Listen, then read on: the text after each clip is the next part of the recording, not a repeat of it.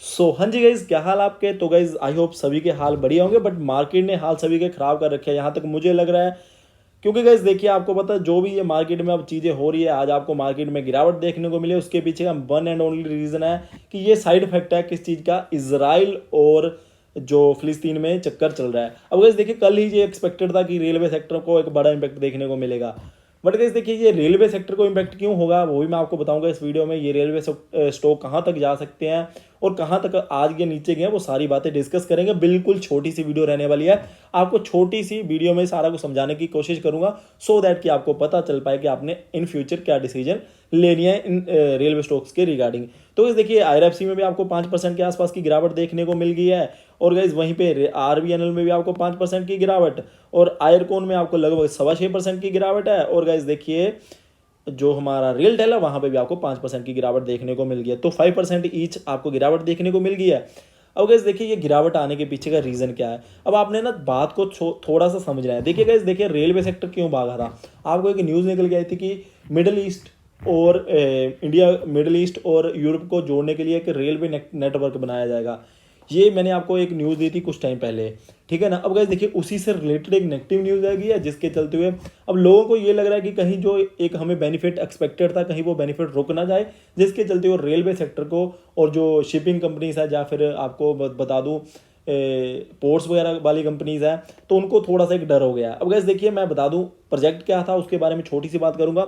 IMEC, ये क्या था? IMEC था India Middle East Europe economic corridor project. तो गैस देखिए, India Middle East Europe economic corridor project.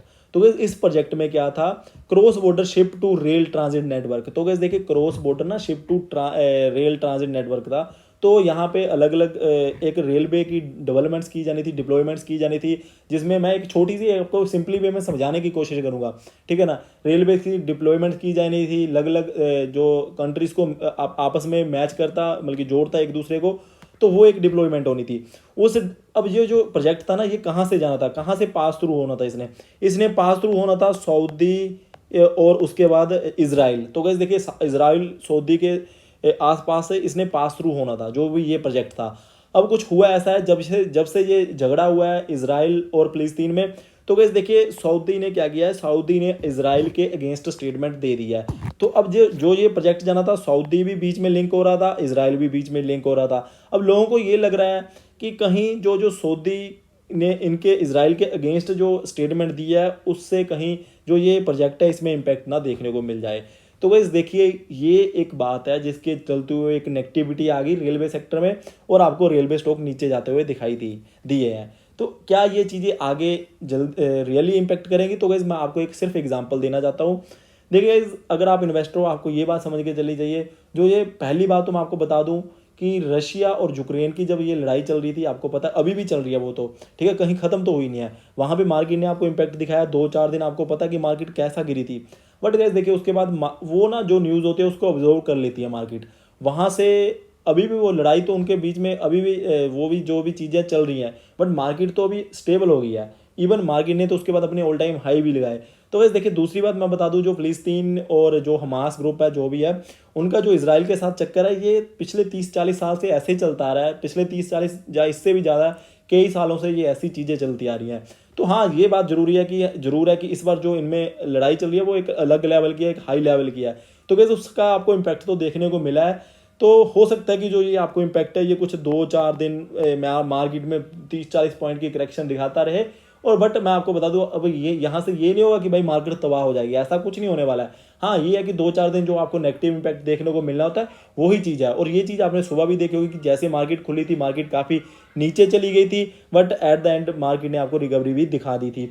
और वहीं पे आप IRFC में देख भी सकते हो कि सुबह ये ऊपर कहाँ खुला था, और उसके बाद इसने डिप भी लगाया था, और उसके बाद रिकवरी दिखा के फिर से ये नीचे चला गया था। तो वैसे देखिए, यहाँ से आपको मैं यही राय देना चाहता हूँ। अब बात पता क्या होती है, ये गिरावट क्यों आ जाती है, जो आपको मैंने ये चारों के चारों स्टॉक बताए थे ना, आप यहाँ पे देख सकते हैं, ये चारों के चारों स्टॉक ने पिछले 3-4 महीनों में इतनी आपको रिटर्न दिया है। कुछ लोग ऐसे होते हैं जिनका 3 से 4 गुना पैसा हुआ होता है, जिन्होंने 4-5 या 2-3 साल से इनको होल्ड किया होता है। 2-3 साल में इन चारों शेयर ने आपका 4 से 5 गुना पैसा कर दिया है। तो वैसे कुछ लोग ऐसे होते हैं, उनको डर लगता है, तो वो बोलते हैं कि भाई नीचे है, कोई बात नहीं, बेच के निकल जाते हैं, हमारी तो कैपिटल ज़्यादा है। तो जिसके चलते हुए आपको यहाँ पे सेलिंग देखने को मिल जाती है। बाकी आपको मैं बता दूं कि अगर यहाँ पे आपको 1-2 रुपए की और भी गिरावट देखने को मिलती है ना, खासकर IRFC में, तो आप यहाँ पे इवन ऐड कर सकते हो।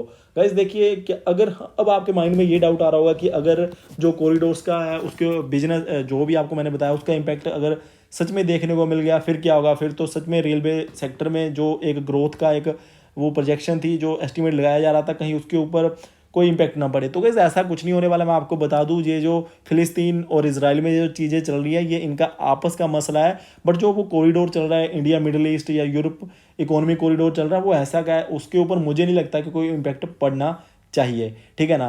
तो ये हमारी वीडियो थी इसके रिगार्डिंग। अगर आपको लग रहा है अभी भी डर लग रहा है कि यार कहीं नीचे ना चले जाए तो शेयर, तो मैंने आपको पहले भी ये बात बोली थी कि ये 90 के ऊपर 90 85 टू 90 मैंने बोला था कि आपको बेचने का मौका देगा। ये तो वीडियो मैंने आपको 1-1.5 महीना पहले बना दी थी, तो वहाँ पे इसने मौका दिया था, वहाँ पे आप निकल सकते थे। बट अब आपको निकलना, अगर कोई यहाँ पे बेच के निकल रहा है तो मैं कहता हूँ कि वो आप बहुत बड़ी गलती कर रहे हो। बेचना था तो आप 10-15 रुपये जब ऊपर था वहाँ पे बेच देते, यहाँ पे तो ये खरीदने की और आपको आ रहा है। हाँ ये जरूर बात है कि 1-2 दिन आपको गिरावट देखने को मिल सकती है, और आपको इवन मार्केट में आज तो ओवरऑल ही गिरावट देखने को मिली होगी। और वहाँ पे थोड़ी सी बात यह है कि रेलवे सेक्टर थोड़ा सा ज़्यादा नीचे था, उसका मैंने आपको रीज़न बता दिया है। तो यहाँ पे आपको घबराना नहीं चाहिए, होल्ड करके चल सकते हो।